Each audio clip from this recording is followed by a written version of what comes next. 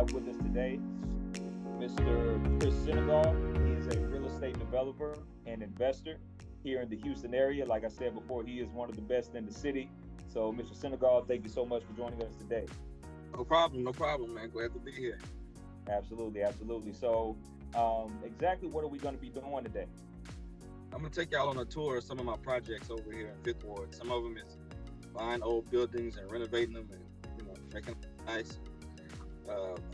You'll see a bunch of rental properties I bought to keep people in the community from getting displaced, being pushed out because people raising the rents too high. I'm going to take you around and show you some of my new construction house developments that I'm building in the neighborhood.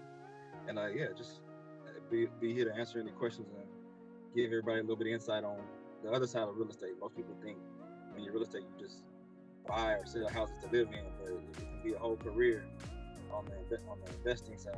You think you make decisions and you make money work for you instead of having to go clock in for a job. You mentioned before that the Fifth Ward area has a lot of potential. So, what makes an area have potential? What do you look for in that? Always look for some type of what they call redevelopment, or some big group is coming in and doing big projects. And so Fifth Ward has a developer. If anybody's familiar with City Center, if you've ever been out there, the same people that built that are building one of those in Fifth Ward. And usually what happens is a term we call gentrification, where when the rich people come in and build things, they take over and they don't look out for the community. Their focus is strictly on for making money.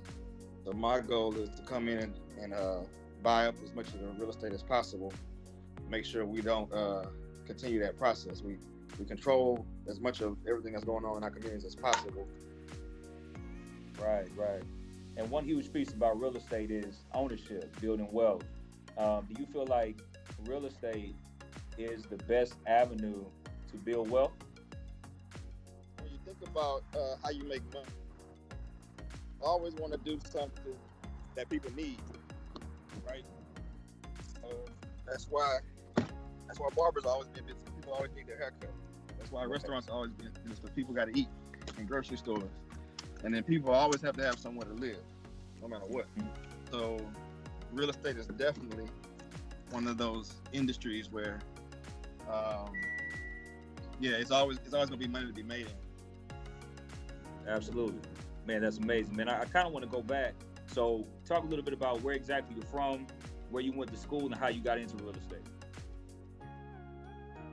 Okay, good question. So I was born in Lake Charles, Louisiana. I grew up in Port Arthur, Texas.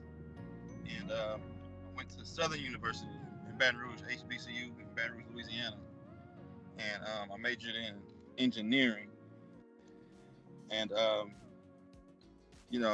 I thought I had it made, because, everybody tells you to be a doctor, a lawyer, engineer, when there's a lot of other opportunities out there. But engineer was the shortest one. Everything else, you have to go to school after you go to school. Right.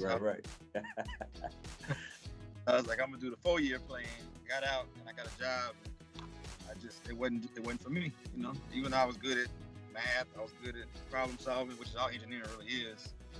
I just didn't like it, and so I just started books, and I was like, well, what else can I do? And I stumbled across a book called Rich Dad Poor Dad, and it talks about how you can learn how to make money work for you instead of just having to work for the money. And real estate kept coming up, so that became my focus. That was my plan B. That became my plan A. Kind of describe yourself in high school and the type of student you were. All right, cool. I did powerlifting, I ran track, and I was first chair trumpet in the band too. But I also had a kid when I was 16, so I'm 37, my son is now 21. Wow. So, I wasn't like the perfect kid, I got in trouble, did some things. I got kicked out of school in middle school. I made mistakes, but a lot of people let those challenges or setbacks or somebody else's opinion of you after you make a mistake prevent you from reaching your full potential. Did you have a support system with somebody in your corner that reinsured that you could be a success, even after having a kid at 16 and getting kicked out of school? Man, yeah, I did have a good support system. I can't lie. I would be lying if I said I didn't.